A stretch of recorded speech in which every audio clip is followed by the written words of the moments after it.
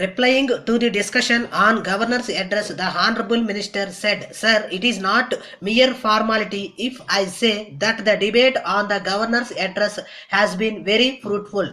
Members have expressed their very considered views on some of the problems which confront this state. Some have also dealt with questions which are outside the purview of the state legislature and the state government, but nevertheless of great importance to the people of this state.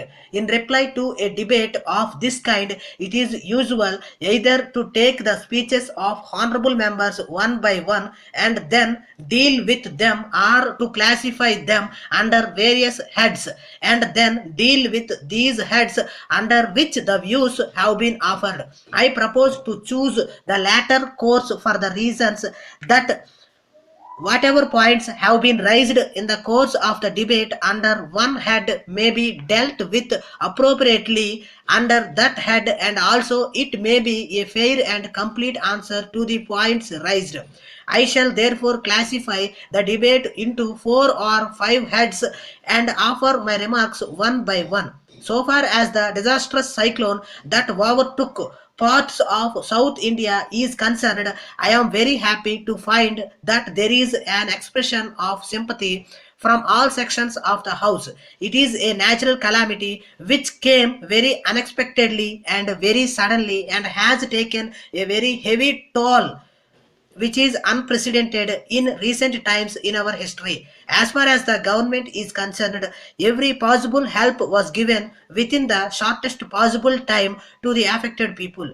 It looks as if the government of Tamil Nadu are geared to meet situations like this by virtue of the past experience they had in this sphere. Within a few hours, relief was rushed to the affected areas. Within a few hours, responsible ministers visited the cyclone affected areas.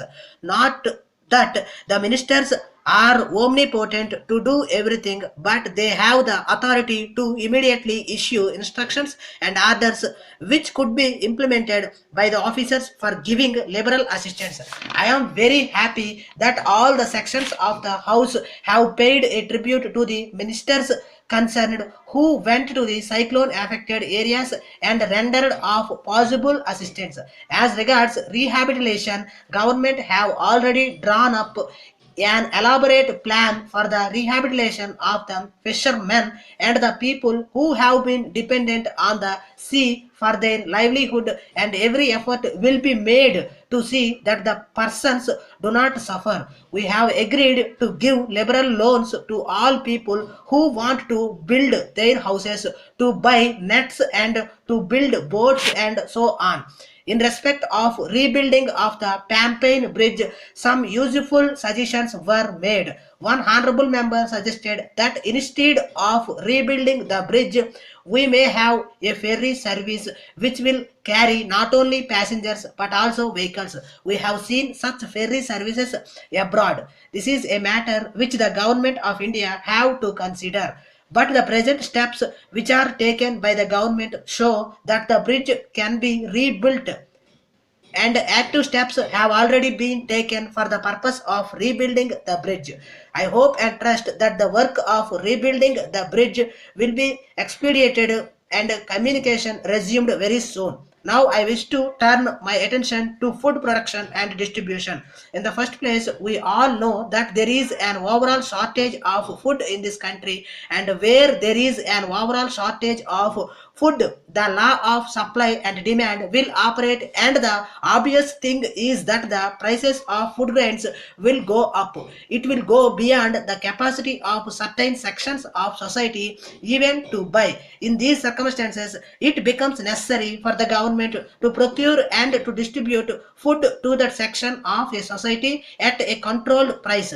As such, I venture to submit that this distribution, procurement and movement control of food grains will be necessary and will be continued so long as the deficit continues. At the same time, we should try and endeavor to see that the deficit is made up as early as possible. Sir, a number of suggestions have also been made with regard to increasing the production. I welcome all of them, and I say that the government are thankful for all the suggestions made by the members for increasing the food production in the country.